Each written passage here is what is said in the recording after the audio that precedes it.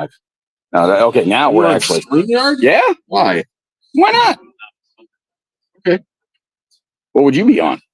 I would just do it straight through YouTube. Well, if I was just trying to go live through YouTube. This way I can push to Facebook. Yeah, but you're reducing. Well, that's true. I get the folks on Twitch watching us too. So there's Gary complaining about bottlenecks by just going through YouTube directly instead of relying on StreamYard. I'm not cool enough to stream live straight to YouTube. I've done it before, not very often, but I've done it before. Yeah, but you have a snazzier channel than me.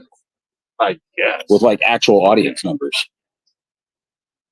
So, all right. So we're going to do this all for the second time. I've already done this all once. So yeah, there's a bunch of dice stuff for all you dice goblins.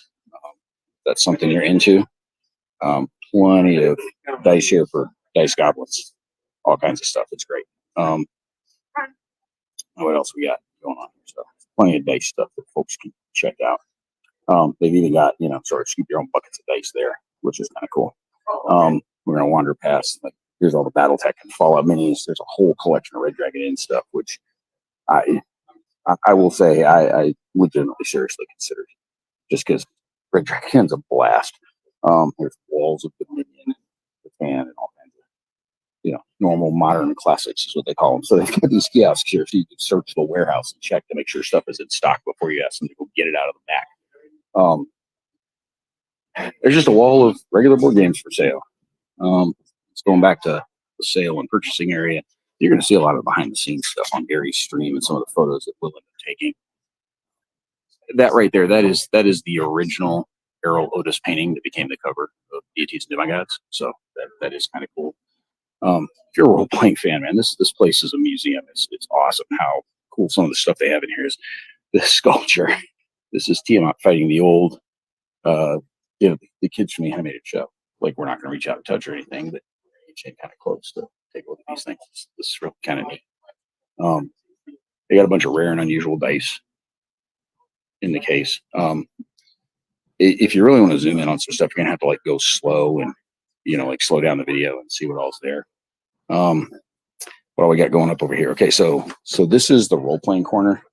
That is basically like core rule books. There's not a lot of modules and expansions and stuff here. They've got all those back in the warehouse, and you're going to see some of the video and photos, some of the video from Gary and some of the photos from us back there. Small RPG books. There you go. Lots of look, Star Wars, sci-fi stuff.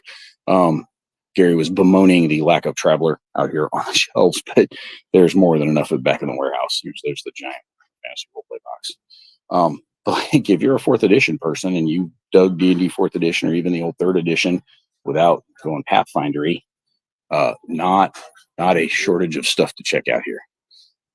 Here's all the accessories, lots and lots of minis, collectible, non-collectible, all kinds of stuff.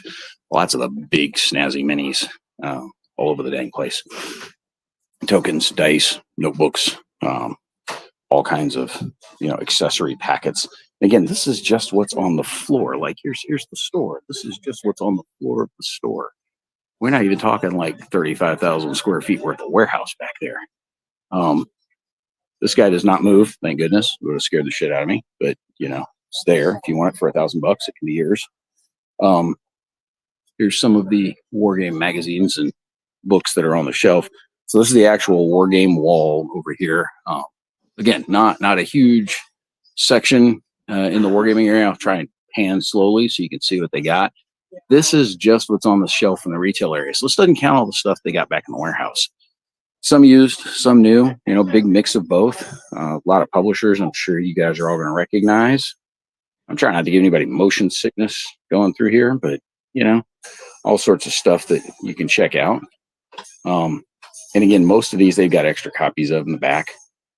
We do have over on this wall is the historical minis as well. So some Flames of War stuff, some, a lot of the Warlord guys. There's not a huge amount on the floor. There's a lot more of that in the back if that's something you're into. Here are the lower shelves. Just to go ahead and, freak everybody out and make folks jealous. We will zoom in on. There's a Battle Hymn. If you're interested in Battle Hymn, it's only going to set you back $195. That's a little too rich for you. They've always got Axis and Allies and Zombies that you could play with. Here's some of the sci-fi models, some military historical models, and then a bunch of the sci-fi Gundam kind of stuff. But then when we shift around the corner here, this section in the signs is miniature war games. But this is all the sci-fi mini stuff. So this is sci-fi fantasy. So this is a lot of Warhammer 40K, similar type of things. You've got paint, lots and lots of paint. So again, if arts and crafts is your jam, plenty of it you can do here. No shortage of it. What else we got? So again, tons and tons of figures. All kinds of by all kinds of different manufacturers.